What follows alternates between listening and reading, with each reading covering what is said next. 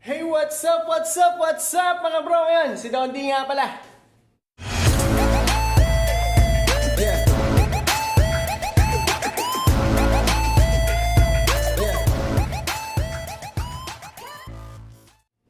Ayun, sa araw to gagawin natin ay tuturo ko sa inyo kung paano mag-connect ang ating mga cellphone sa ating mga computer na hindi natin ginagamitan ng ating mga cable. Kaya kung meron kayong laptop, eto na yung pagkakataon ninyo para malaman ito kung paano siya kung paano natin kinukunik ang ating mga cellphone. Bago pala muna ang lahat, ayun, pakiclick na lang po ng subscribe button sa baba. Paki-like and share na lang po sa mga friends. Thank you so much. So ayan, sige na, simulan na natin. So wala, andito na tayo ngayon sa tapat ng ating laptop.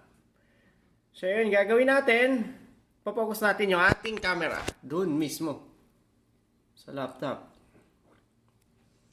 So yan, kitang-kita naman yan, di ba? So ito na yan. Pupunta lang tayo sa settings. After nating makapunta sa settings, ito tayo sa system. Ganun lang kadali ito. Pagkatapos ng system, hanapin ninyo ang projecting to this PC. Ayun, projecting to this PC. Ito na yan. After that, ito na yan. Dito tayo magkukuha ng settings. Yung settings nito, available everywhere, first time only, required pin, hindi natin kailangan ng pin yan. So, i-off din ninyo ito. Kasi para hindi ma-confuse yung computer natin sa kung sino-sino pa yung nakakonect. I-rename nga natin to. Hindi pala pwede. So, ayan. So, okay na yung settings natin, ha? Kuklose na natin yan. Pagdating naman dito sa ating cellphone, ito na yung ating cellphone, ha? So, pagdating naman dito, ang baby ko, malaki na yan. Tatay dito sa, hanapin natin ang Smart View. Ganun lang kadali. Pindutin mo lang yung Smart View, lalabas yan dito. Hindi pa pala.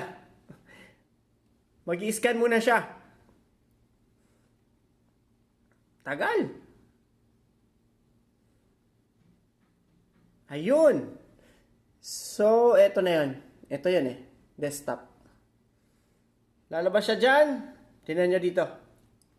Automatic na pala. Kasi, ano na pala yan? Meron ba kayo nito?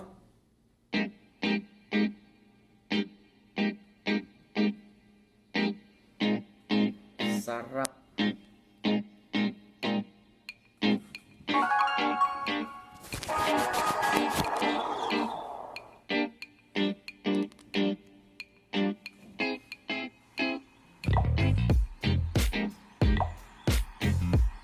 Galing ano?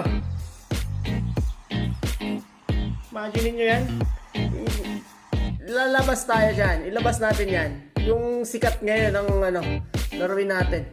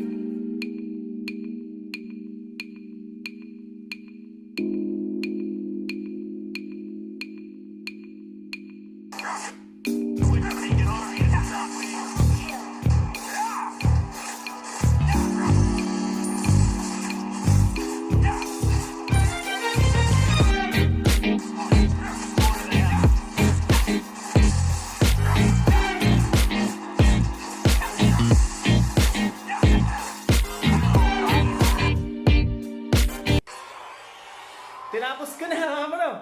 Ayan, so yun lang naman yung yun lang naman yung pinakita natin sa inyo kung paano i-connect yung ating mga cellphone, paano i-connect ang ating mga cellphone sa ating laptop gamit ang Smart View ng ating cellphone. So ayan, pati yung niya, yung speaker niya, yung sounds nandito na rin ang gagaling. Ayan, maraming salamat po sa panonood and thank you so much. Yeah, bring you up. Yeah, come on.